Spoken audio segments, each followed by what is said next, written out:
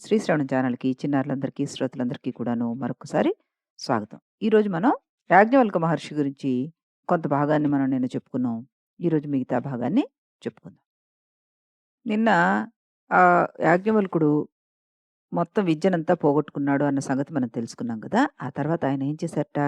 ఏకాగ్రతతోటి తపస్సు చేసి సూర్య భగవానుడిని ఆరాధించాడు.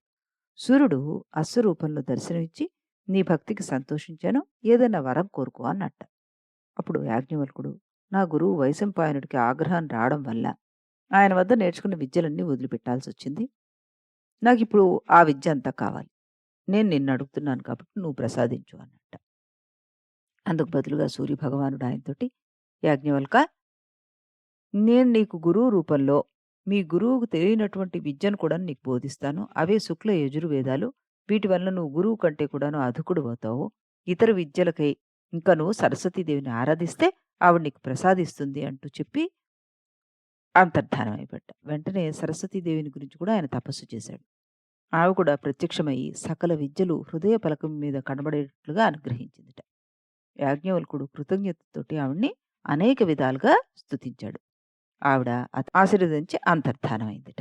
ఇతడు గొప్ప విద్యానిధై ప్రకాశించడం మొదలుపెట్టాడు ఆ రోజు నుంచి. ఆయన వల్ల మనకి స్వాది శాఖలు అన్న పేరుతోటి ఈ శుక్ల యజుర్వేద శాఖలు విశ్వవ్యాప్తం అయ్యాయి. అనేక మంది శిష్యులు ఆ శాఖలతో ఖ్యాతిని చెందారట. ఆయనకి ప్రథమ శిష్యుడు కణ్వుడు. కాబట్టి ఆయన పేరు మీదుగా మనకి వచ్చిన శాఖీయులందరినీ కూడాను ప్రథమ శాఖలని, కాణ్వులని ఇలా పిలుస్తుంటారట. ఈ ప్రకారంగా యాజ్ఞవల్కుడు ఒక వేద శాఖకు కారణమైన వాడయ్యాడు. ఆ తర్వాత ఆయన అక్కడి నుంచి వెళ్ళిపోయాడు. వేదంలో 15 శాఖలు ఉండేవిట. అవి ఇప్పుడు కనబడట్లేదు. కొద్దిగా మాత్రమే మనకి మిగిలున్నాయంటూ మనకి ఈ రిసర్చ్ చేసిన వాళ్ళందరూ కూడాను చెప్పిన విషయం అన్నమాట. తర్వాత ఒకసారి ఈ మహర్షులందరూ సమావేశమయ్యి, మనందరిలో గొప్ప యోగీశ్వరుడెవడు? అతనికి పట్టాభిషేకం చేయాలి అని అనుకున్నారట. బాగా వెతక్క ఈయనే దానికి తగినవాడు అన్నది వాళ్ళు గుర్తించారు.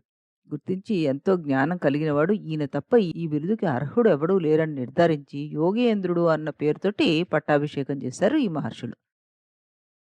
ఆయన చెప్పిన మాటల్ని యోగ యజ్ఞవాల్కము అన్న యోగశాస్త్ర గ్రంథంగా కూడాను 12 అధ్యాయాలతోటి వీళ్ళు రాశారట.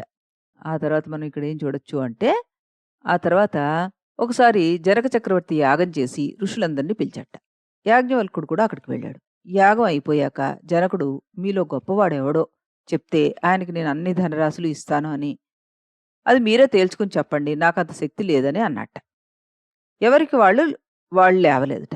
యాజ్ఞవల్కుడు మాత్రం శిష్యుల్ని పిలిచి, ఆ ధనం అంతా ఇంటికి తీసుకెళ్ళిపోండి అన్నట్ట. వెంటనే శాకల్యముని లేచి, నువ్వు గొప్పవాడవని నీకు నువ్వే నిర్ణయించుకుంటావా, మరి నాతో వాదించు అన్నట్ట.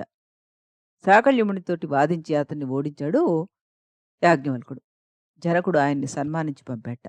జనక చక్రవర్తి ఈ యాజ్ఞవల్కుడిని అడిగి ఎన్నో ఆధ్యాత్మిక విషయాలన్నీ తెలుసుకున్నాడు.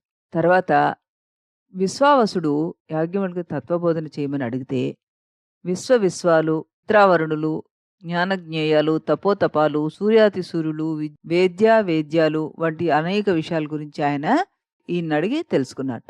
తర్వాత మిథిలాపురానికి దగ్గరలో ఒక అడవిలో కతుడు అనే ఋషికి లక్ష్మీదేవి కటాక్షం చేస్తే కాత్యాయని అనే కూతురు పుట్టిందిట. ఆ కతుడు ఆ అమ్మాయిని యాజ్ఞవల్కుడికిచ్చి పెళ్లి చేశాడు. ఇంకొక ఆయన మిత్రుడనే ఒక బ్రాహ్మణుడికి మైత్రేయి అనే పేరు గల ఒక అమ్మాయి కలిగింది. ఆవిడ చిన్నప్పటి నుంచి విద్యావంతురాలు. యోగీశ్వరి గార్గి అని ఒక గొప్ప విద్యావంతుడు వాళ్ళ దగ్గర ఆ విద్యలన్నీ నేర్చుకుని ఒక సభలో పండితులతోనూ గార్గితోనూ కూడా వాదించి చాలా మంచి పేరు తెచ్చుకుంది ఆ మైత్రేయి. ఈ మైత్రేయి యాజ్ఞవల్కుడిని తప్పించి వేరే ఎవరిని పెళ్లి చేసుకోనని తండ్రికి చెప్పిందిట. మిత్రుడు కాత్యాయనికి విషయం చెప్పాడు. భర్త దగ్గర మాట తీసుకుని మైత్రేయిని యాజ్ఞవల్కుడికి ఇచ్చి పెళ్లి చేసింది కాత్యాయని. మైత్రేయి, కాత్యాయని వీళ్ళిద్దరూ కూడాను చాలా స్నేహంగా ఉండేవాళ్ళట. మహర్షులందరూ కలిసి ఒక గొప్ప యోగికి పట్టాభిషేకం చేయాలని నిర్ణయించుకుని, ఇందాక మనం చెప్పుకున్నాం కదా! వాళ్ళందరూ కలిసి గొప్ప పట్టాభిషేకం చేయాలని నిర్ణయించుకున్నారు. ఆ తర్వాత యోగీంద్రుడు అన్న బిరుదు ఇచ్చాడని. అది ఏ రోజు జరిగిందంటే మాఘశుద్ధ పౌర్ణమి రోజు జరిగిందిట. ఆయన ఇంకా ఏం చెప్పారు, మనకి ఇంకా ఏమేమి ఇచ్చారు అంటే, యాజ్ఞవల్క స్మృతి అనే దాంట్లో 4 కాండాలు పెట్టారట. అంటే 4 విభాగాలు చేసి దాంట్లో విద్యలు, పరిషత్తు, సంస్కృతము, స్నాతకము, పౌరోహితము, వివాహము ఇలాంటి వాటి గురించి వివరంగా రాశారట. తర్వాత న్యాయస్థానము, శిక్ష, స్త్రీధనం గురించి 3, 4 కాండాల్లో, అపరకర్మ, అశౌచ శుద్ధి, యతి ధర్మాలు, మోక్ష మార్గము, యమ నియమాలు, ప్రాయశ్చిత్తాలు మొదలైనవన్నీ కూడాను చివరి 2 భాగాల్లో రాశారట. చేసే పనులు, పొందిన జ్ఞానం 2 కలిస్తేనే కదా మోక్షం కలుగుతుంది. ఒక్క జ్ఞానం వల్లే మోక్షం రాదని చెప్పాడు ఈ మహర్షి మనకి. ఆ తర్వాత ఏమైందంటే ఆయనకింకా తపస్సు చేసుకోవాలి. ఇంక చాలాతో తిరిగాను. చాలా మందితో చర్చించాను. అందరికీ విద్యను పంచవలసిన వాళ్ళందరికీ విద్యను పంచేశాను. ఇవన్నీ అనిపించాక నాకు తపస్సు చేసుకోవాలనిపిస్తోంది. నేను వెళ్ళదలుచుకున్నాను. మీ ఇద్దరికీ నేను సంపాదించిన ఆస్తిని సగం సగం రాసిచ్చేస్తానని ఇద్దరి భార్యలకి చెప్తే, వాళ్ళిద్దరన్నట్ట మాకేమీ అక్కర్లేదు. జరామృత్యువు లేని మోక్ష మార్గాన్ని గురించి మాకు తెలియచేయండి అన్నట్ట. వెంటనే యాజ్ఞవల్కుడు ఇద్దరి భార్యలకు ధర్మబోధ చేశాడు. నా కొరకే నేనే అంటున్నాం కదా మనందరం. ఎవరి నేను అన్నది కొంచెం విచారణ చేయాలి మనం.